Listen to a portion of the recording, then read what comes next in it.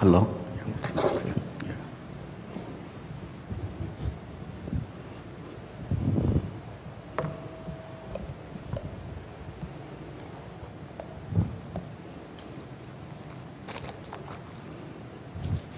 So good morning, church. You guys look beautiful from up here. I don't know if you guys can only see yourself from here. You guys will see how beautiful you guys look. Se ven muy hermosos desde acá arriba. Si se pudieran ver desde aquí, se mirarían qué lindos se ven. Quiero que me digan, ¿estoy muy recio o le subo más a la voz?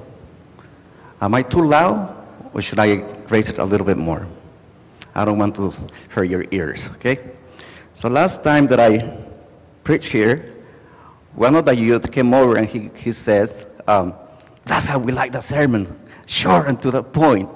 And then I went to the kitchen, and one of the sisters says, brother, your sermon was too short. We need more time to prepare the food. So, I mean, you win some, you lose some, you know, so give it or take. So, but I'm really grateful to be here. Like I said before, I'm really not a preacher. And I'm gonna ask for your forgiveness if I butcher your language. English is not my first language. So I do my best. So if there are some things that you don't understand, feel free to talk to me after the sermon is done. Así que voy a tratar de hacerlo mejor para la honra y gloria de Dios. Okay, queridos hermanos. Okay. So, two friends, they decided to climb up one of the biggest summits here in Colorado. And they get up, they get ready the next day, and they start climbing up. They start climbing up. But in the middle of the summit, halfway to the top, the weather changed from bad to worse. Así que dos amigos decidieron escalar las montañas más grandes de aquí, de Colorado. So, muy de mañana se prepararon, se levantaron, empezaron a subir la montaña. A la mitad de la montaña se dieron cuenta que el clima cambió de mal a peor. So they decided to head back. But when they were getting back, it started to snow. And as many as you know, up there are holes and caves. So when it snows, sometimes the snow covers the holes and the caves, so it looks like a solid ground. So sometimes people will think that it's solid ground, and they will step on the snow and they will fall down. Así que muchas veces, hermanos, allá arriba en las montañas, cuando empieza a nevar, la nieve cubre los hoyos y las grutas que hay, y muchas veces la gente se confunde y piensan que es terreno sólido, y lo que pasa, se paran y caen. So what these two friends, they decided to do, they tied up a rope, they tied up a rope just in case one of them falls. The one who was in front could break the fall of the other one. So they started to proceed really slow. The one who was in front, he was testing the ground. He was testing to make sure that the ground was solid and was okay to walk.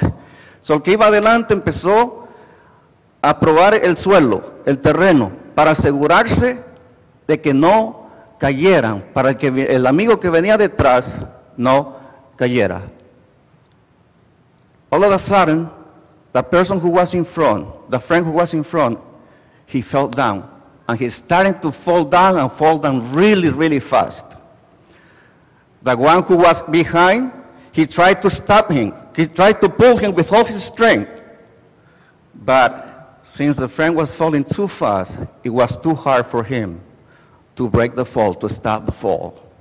It doesn't matter how hard he tried, he grabbed all his gears, he tried to stop the fall, but he couldn't do it. No importa qué tan duro trató, no pudo parar la caída del amigo. So he was dragged. Both of them fell all the way down to the bottom of the cave. Los dos cayeron hasta abajo de la montaña. They were unconscious for a couple of minutes. One of them woke up. The first friend woke up, and he went up to his friend. When he went to his friend, he tried to wake him up, but to his surprise, his friend was dead. Cuando cayeron, el amigo trató de ir y trató de despertar después de unos minutos de estar inconsciente. Se despertó y trató de ir a su amigo para levantarlo, para despertarlo, pero se dio cuenta que estaba muerto. A few days later, a couple of days later, both of them were taken out from the hole. Los dos fueron sacados del hoyo un par de días. One of them in a body bag, the other one really hurt. Uno en una bolsa, en una bolsa de muertos, el otro muy lastimado. Lo que el amigo dijo, el que sobrevivió, dijo, si no hubiera sido por mi amigo, por haber tratado, intentado parar mi caída, yo también hubiera muerto. So the friend who survived, he said, if it was not for my friend, if it was not for him, I wouldn't been dead too. So brothers and sisters, in the Bible, we have beautiful stories about friendship. We have stories that can teach us a lot of things how we can treat one another. There are stories of people who were willing to give their life for their friends and for other people. So this morning, I want to bring up your attention. This morning, I want to bring up your attention to 3 Bible stories that I want you to review with me. Esta mañana quiero llevarlos su atención a 3 historias en la Biblia y quiero que las revisen conmigo. Como les dije empezando, mi sermón no va a ser muy largo. My sermon is not going to be that big. It's going to be short. So I want to ask you, please pray with me. Let's bow our heads to pray. Heavenly Father, I thank you because you love so much this world that you sent your beloved Son. So everyone who can believe in you, in him, can have eternal life. Padre, te agradezco por haber enviado a tu Hijo, para que todo aquel que en él crea no se pierda, mas tenga vida eterna.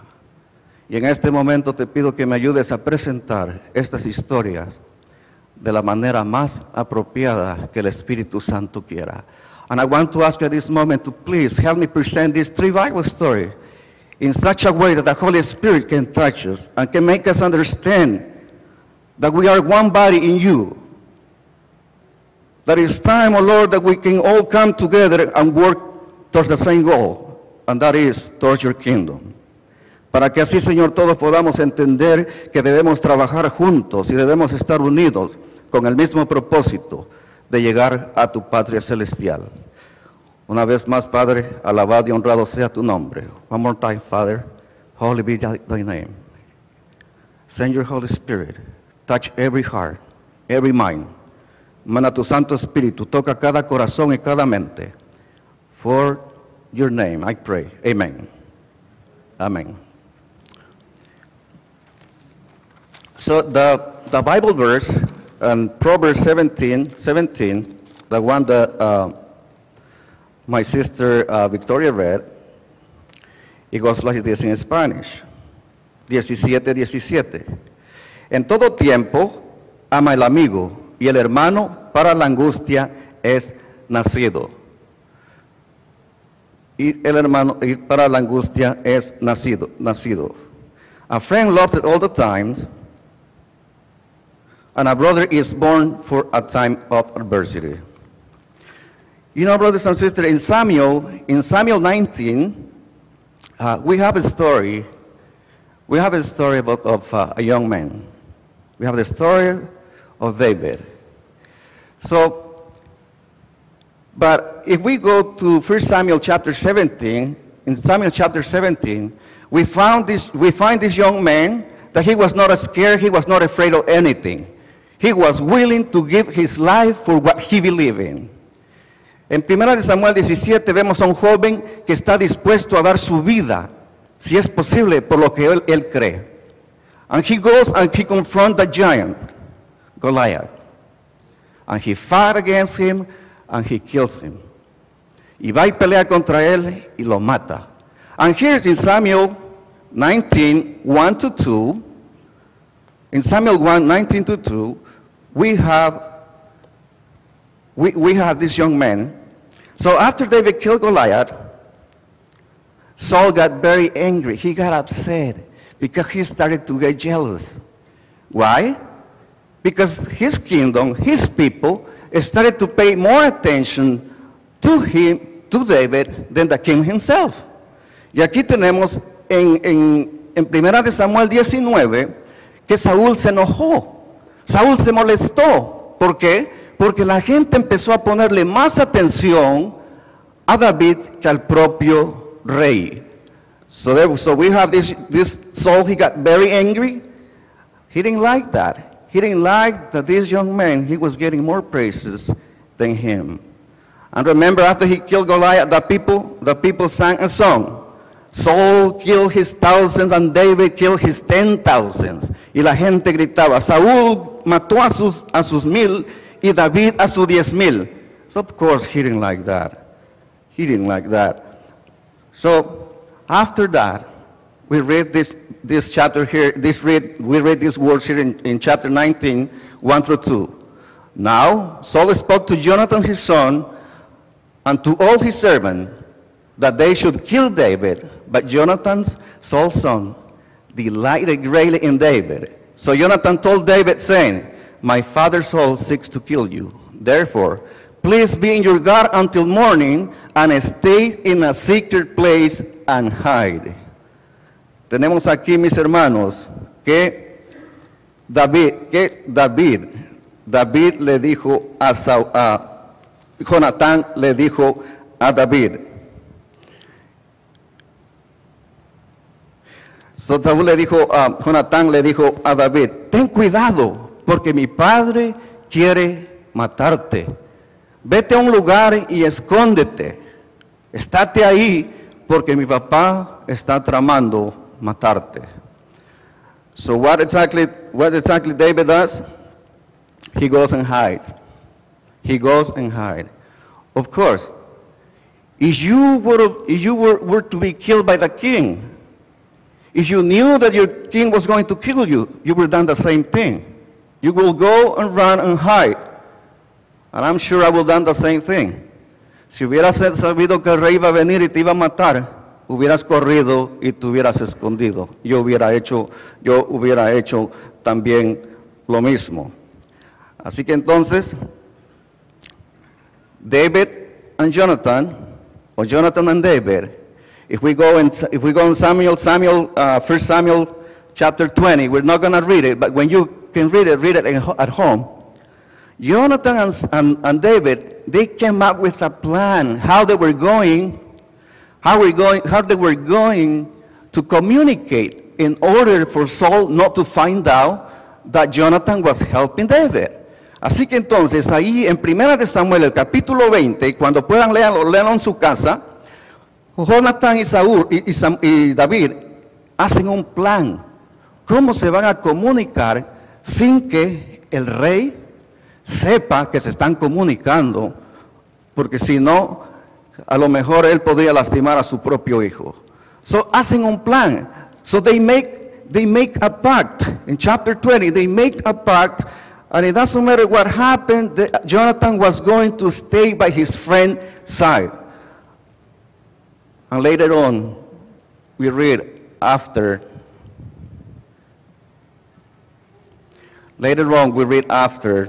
that when Jonathan is killed, how much David cried for his death. For this, I want to take you to 2 Samuel 1:19. 2 Samuel 1:19. Segunda de Samuel 1:19. So 2 Samuel 1:19, the beauty of Israel is slain on your high places. How the mighty have fallen. cómo han caído los valientes en las montañas o en las alturas de Israel. And if we go ahead in same chapter, 26 to 27, it says, I'm distressed for you, my brother Jonathan. You have been very pleasant to me. Your love to me was wonderful, surpassing the love of woman. How the mighty have fallen, and the weapons of war perished. Cómo han caído los valientes. Tu amor me ha sido mejor que el amor de las mujeres. Tu amor ha sido una delicia para mí. Cómo han caído los valientes, cómo han perecido las armas. Mis hermanos, we know how loyal David was to Jonathan. Not only to Jonathan, but also to Saul. Even though after he found out that he was dead, he didn't rejoice after he found out that his king was dead. No se regocijó después que supo que su rey había muerto. Al contrario, he mourned, he cried, lloró. ¿Por qué? Porque su amigo se había ido. A su amigo había sido asesinado. Y una de las cosas que me llama la atención, one of the things that really got my attention is the loyalty between those two friends. Now, I don't know if you have a friend like that, but I'm sure I can use one like that.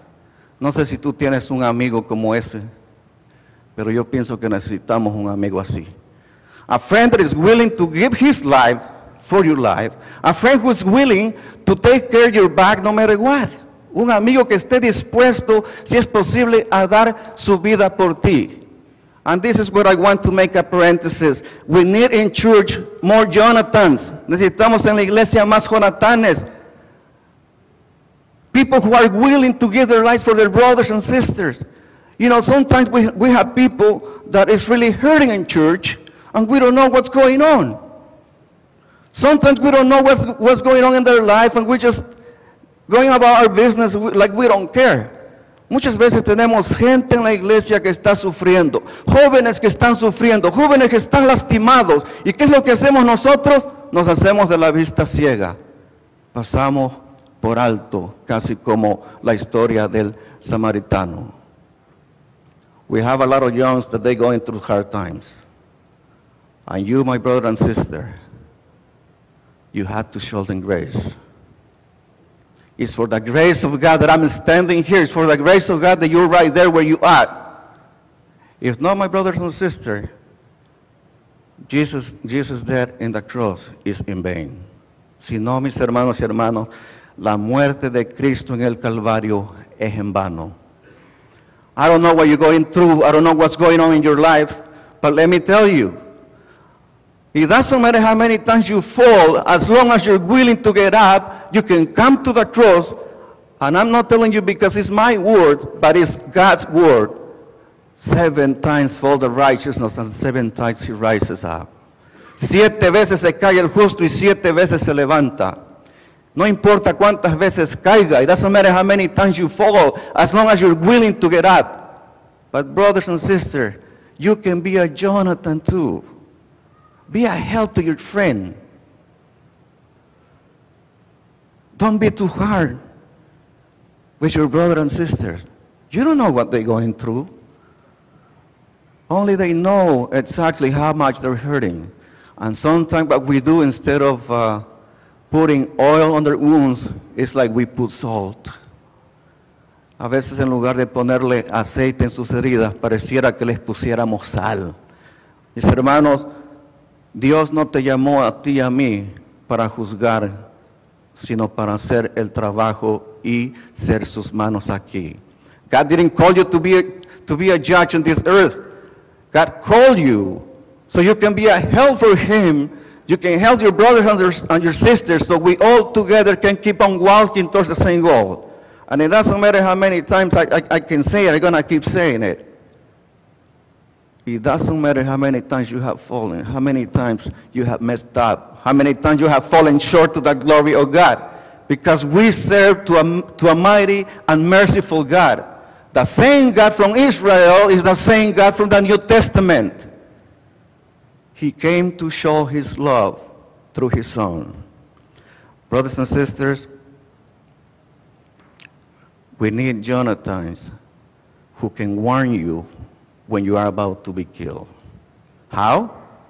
Well, sometimes you don't know what your brother is going through. You can go and talk to them, pray with them, help them, ask them what's going on. If they don't want to tell you, that's okay. But as long as you're willing to offer your help, you should be okay, that you've done your part.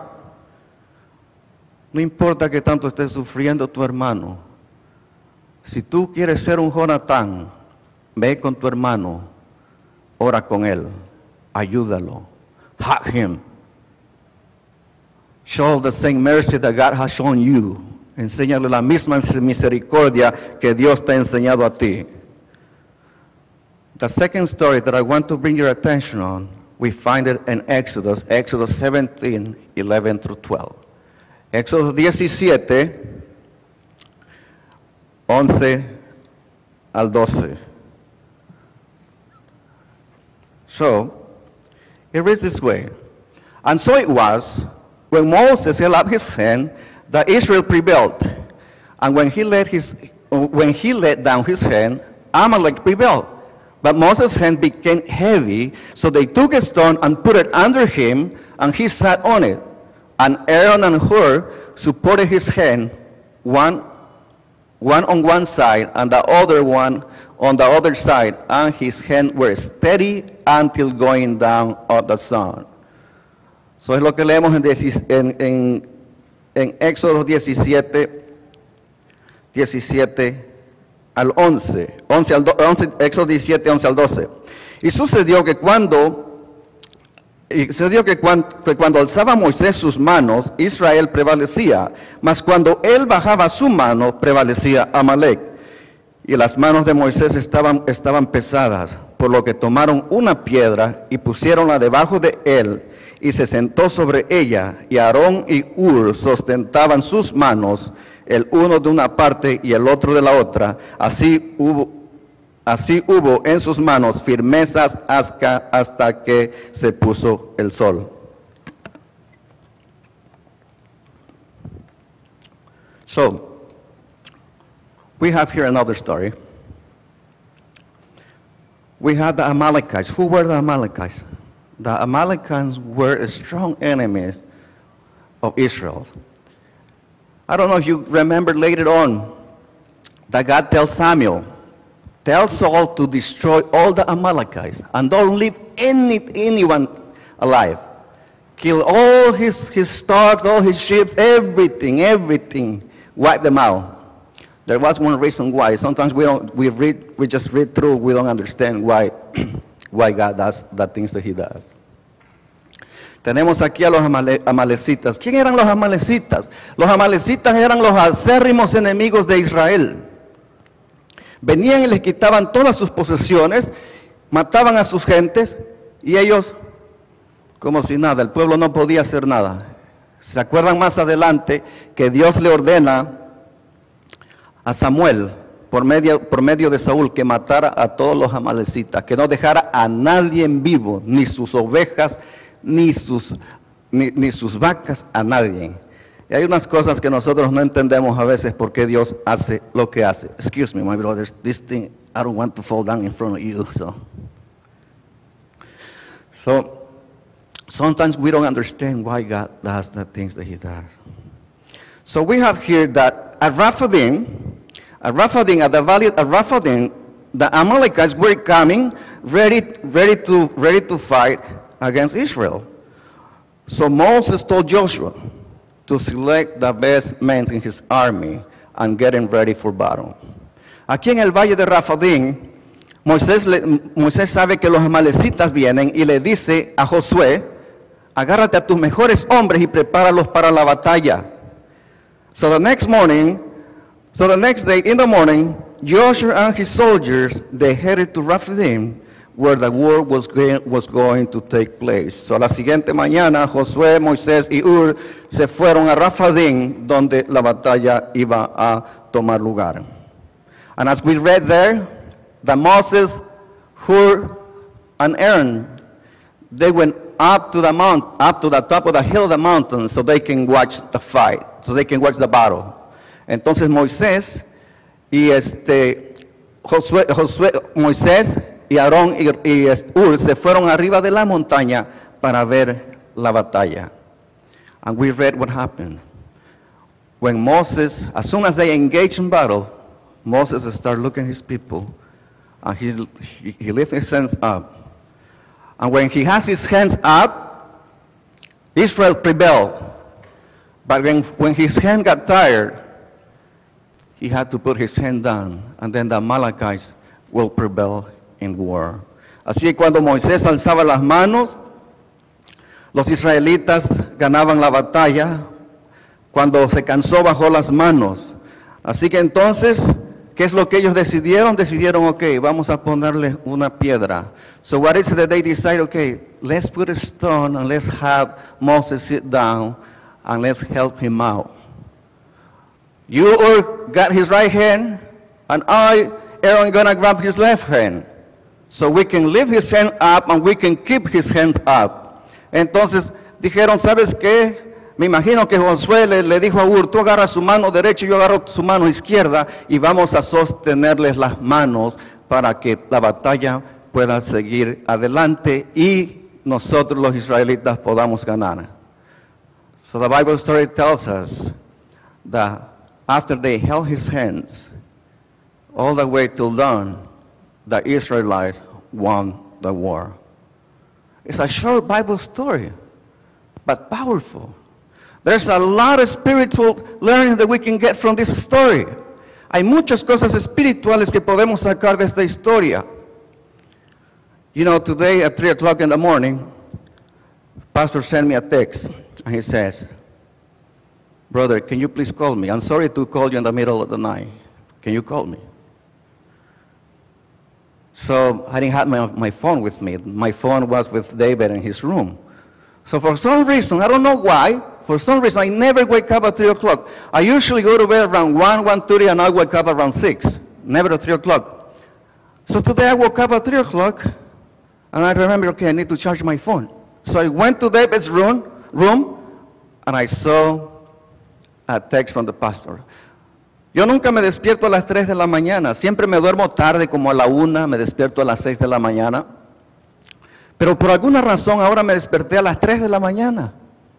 Y voy al cuarto donde David tenía mi teléfono y veo que decía, hermano, el pastor me mandó un texto que decía, hermano, lo siento por llamarte en medio de la noche, puedes llamarme.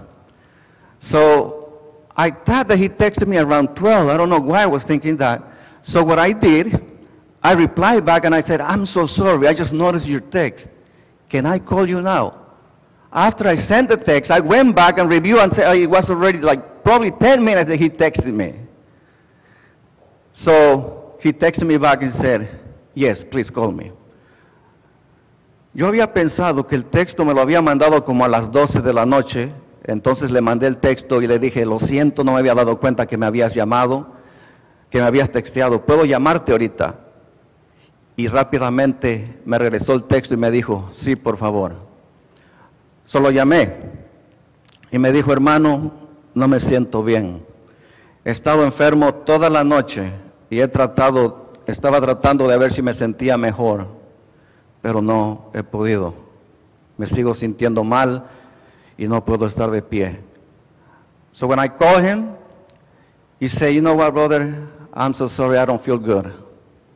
I've been sick throughout the whole night. I've been trying to get better, but it seems that I'm getting worse. And I don't know if I'm going to be able to stand up and preach. Can you help me out?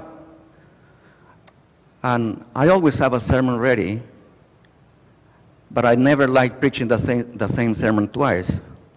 So I told him, I said, let me look in my stuff, and then I'll text you back. But I said, don't worry, things will be okay.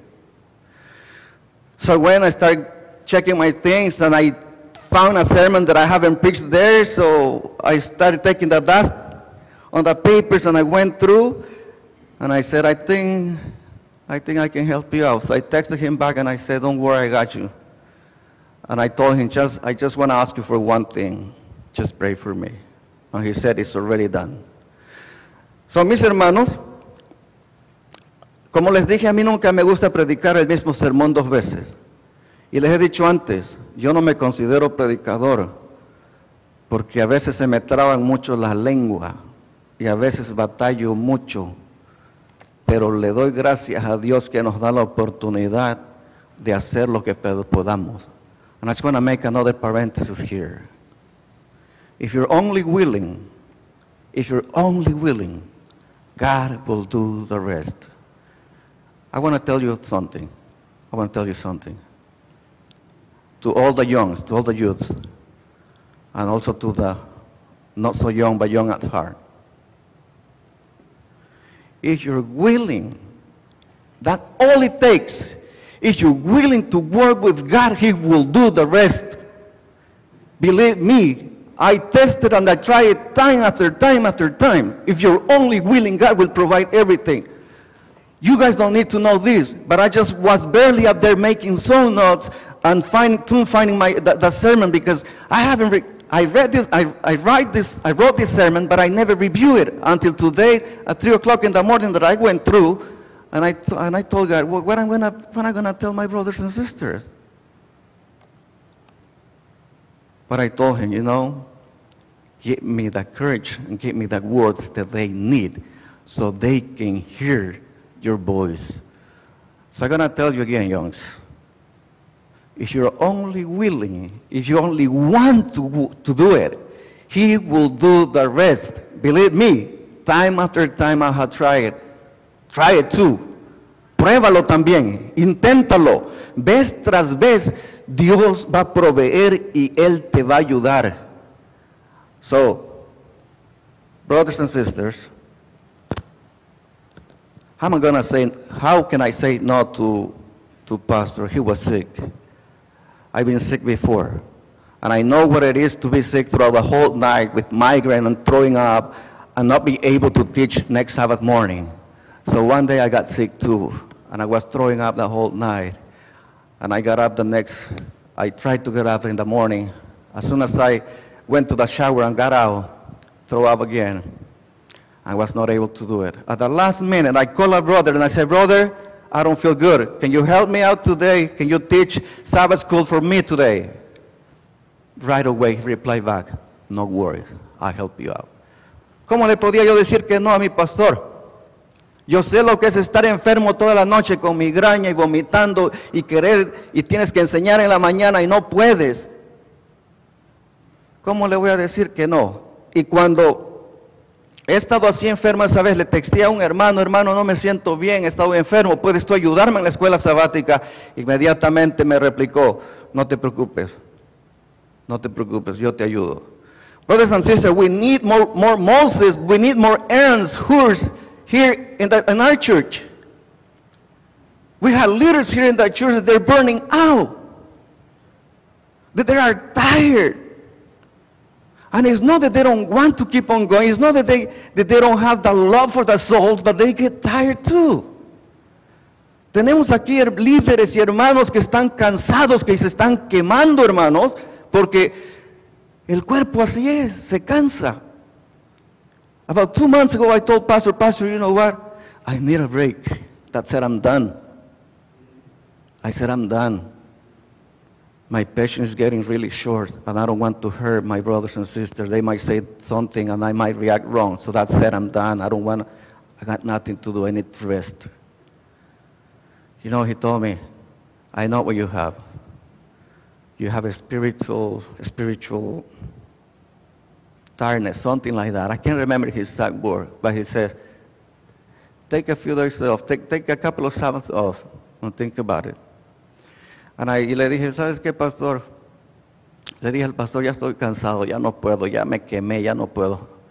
No quisiera reaccionar mal cuando uno de mis hermanos me digan algo, así que voy a tirar todo. Me dijo, no, yo sé lo que tienes cansancio espiritual. Él me dijo, a mí me ha pasado y nos pasa a todos, no te sientas mal. Me dijo, ve y descansa. And after a few days reflecting, thinking back, and I say, well, this is why you brought me here. This is the reason why I'm here. I know you have a lot of leaders here in the church. That's what I told God. I know you have a lot of people here that they are willing to work.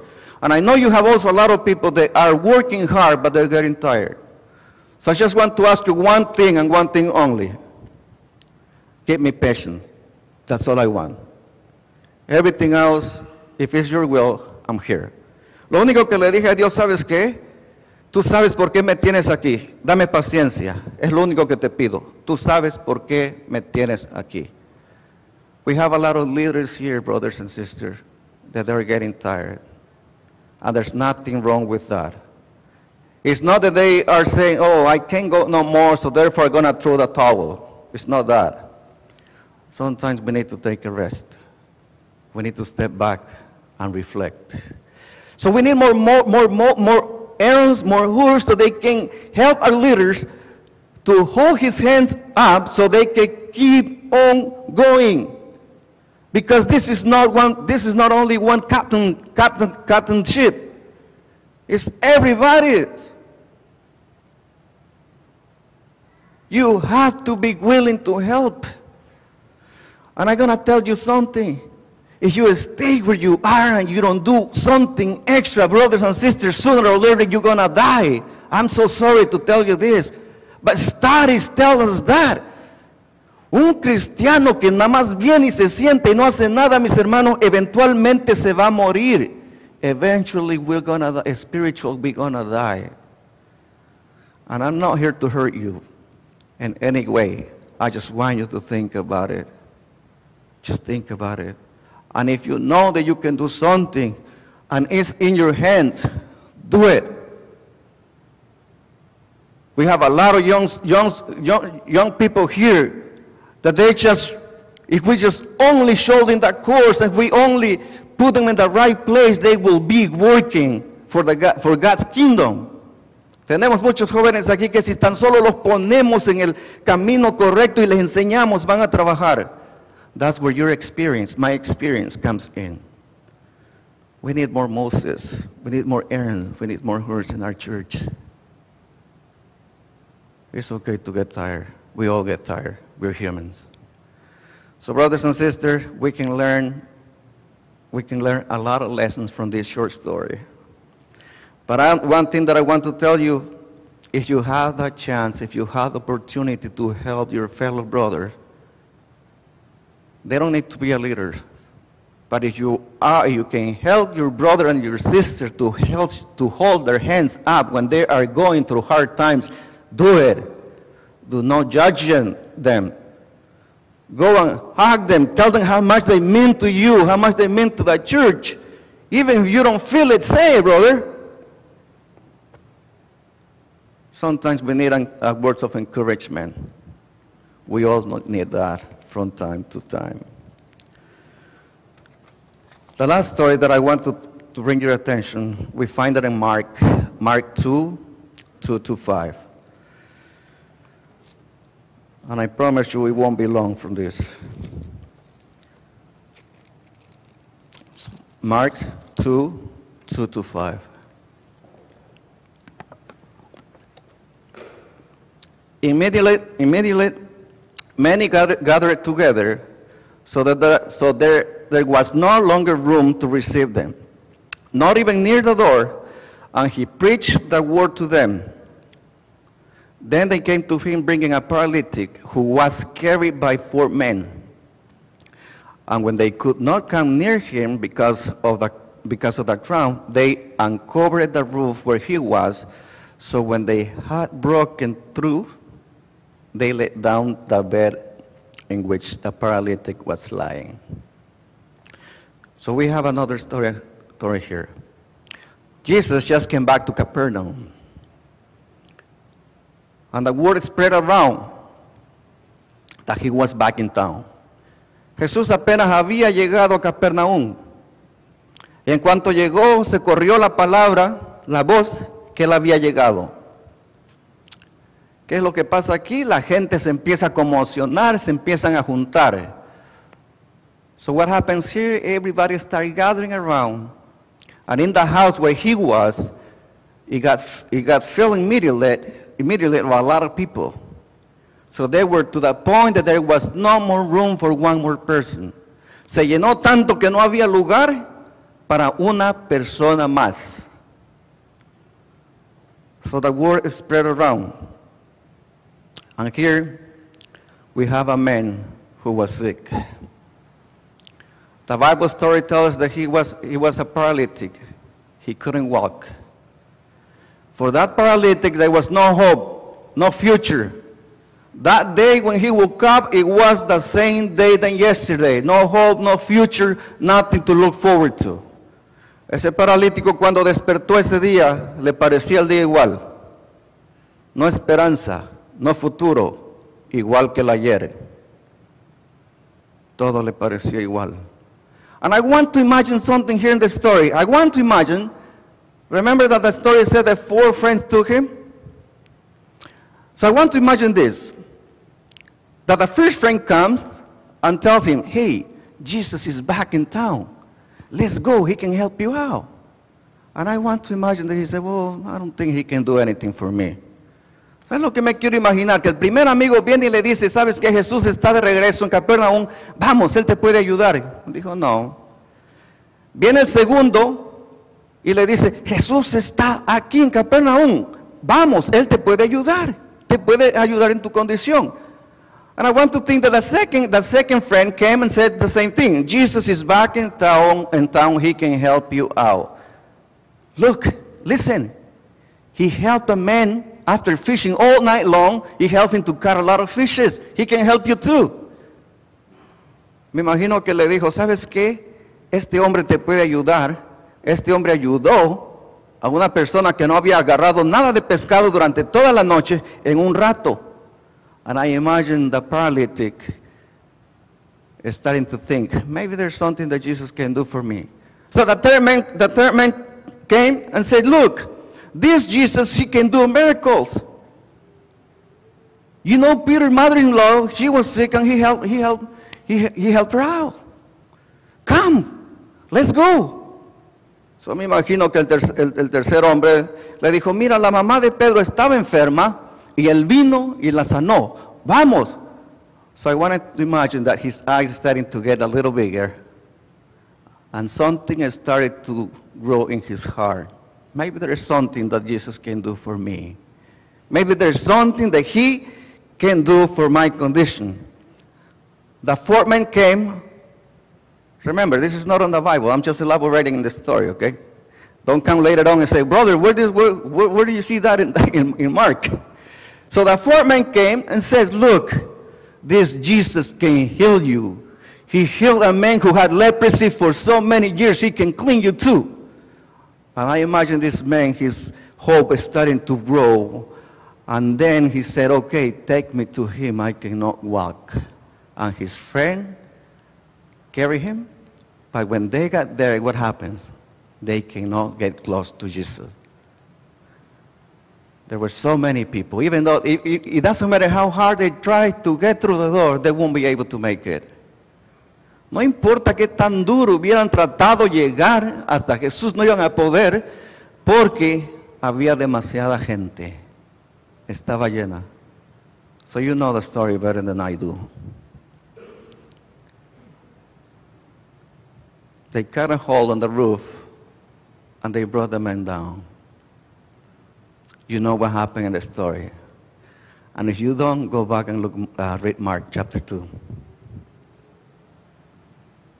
Brothers and sisters, sometimes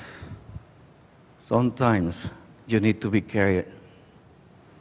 Sometimes you are so tired that you cannot walk on your own and go to the cross. Sometimes it's so hard. Sometimes you're falling so far that you think there's nothing I can do for Jesus to clean my sin. Sometimes you may think it doesn't matter how hard I try, I keep falling and falling and falling. So it's not worth to try, and you give up. Muchas veces te caes y dices, ¿sabes qué? Ya no quiero seguir adelante, ya no quiero seguir. No puedo seguir adelante. Y ahí es cuando necesitas, si es posible, ser cargado y ser llevado hasta Jesús. And that's when you need to be carried and being taken to Jesus. It doesn't matter how hard you have fallen, He is still going to forgive you. But sometimes you cannot do it on your own. Brothers and sisters, you can be one of the 4 friends. You can help your fellow brothers and sisters get closer to God. How? Ask God how. Ask God what you can do. You guys still believe that God can talk to us now? How many of you believe that God can still talk to us now? Amen. I want to tell you something. You know that God is more real than what you think. Sometimes you think that this body is real. Sometimes you think that this arm is real. Let me tell you something. When the Israelites, when they were in the desert, you can read time after time and says, and the hands of God, God lifted up his hand and this happened. And God moved his hand and this happened. You think your hand is real? You were made in his image, meaning that this thing is gonna fall one day and it's gonna go back to the dust. But his arm is the real arm. Don't think that God is not real. How you think about it, why your God and my God have to hide from you and from me? Sometimes we say, why I don't hear God's voice? ¿Por qué no oigo la voz de Dios? ¿Tú piensas que tu cuerpo es real, tan real? Déjame decirte algo, tú y yo fuimos hechos a la imagen de Dios. Esto se va a ir al polvo y va a volver a la tierra. Fuiste hecho a la imagen de Dios, queriendo decir que el verdadero plano, la verdadera cosa está ahí arriba, que es Dios. Ponte a pensar por qué un Dios se tiene que esconder de sus hijos para que no lo vean. Y me vas a decir, Dios no se esconde. Just think about it. Think about it. Dios puede y se sigue manifestando aún en nuestros días. God can and he still talks to his people if you're only willing to listen. If you're only willing to talk to him, you will hear his voice. And I'm going to tell you, many times I hear his voice. And you're going to say, brother, you're perfect. Oh man, I'm the worst of the sinners. I'm telling you, I'm fall short every day. But every day I get on my knees and I say, Lord, help me to be the kind of person that you want me to be. I know that it's by your grace and your grace only that I can be here. If you only recognize your God every day in your path, he will talk to you and he will show you the way. But you have to be willing. Now, recapping the sermon. You need a loyal friend. You need a loyal friend. You need a friend that when you're going through hard times, he can help you out. And he can tell you exactly how it is. It doesn't matter how painful it is sometimes to hear the truth. You need also someone, when you get tired, to hold your hands, to help you keep on going. Para recapitular, necesitamos un amigo y un amigo verdadero que te ayude en los momentos difíciles a seguir adelante. También necesitamos alguien que nos ayude a alzar nuestras manos cuando estamos cansados, para que nos lleve. Y por último, necesitamos alguien que nos cargue, si es posible, cuando nosotros no podemos caminar. If it's possible, you need someone who can carry you out when you're not able to walk. And I'm spiritual speaking. You need someone who can help you out. Find out who that person is. But let me tell you something. God already paid the price. If you're only willing, that's all it takes. I can give you my testimony. If it was not for the prayers of my family, I wouldn't be here today. They never gave up on me. It doesn't matter how many times I felt, they never pushed me away. It doesn't matter how much I messed up time after time, they never judged me.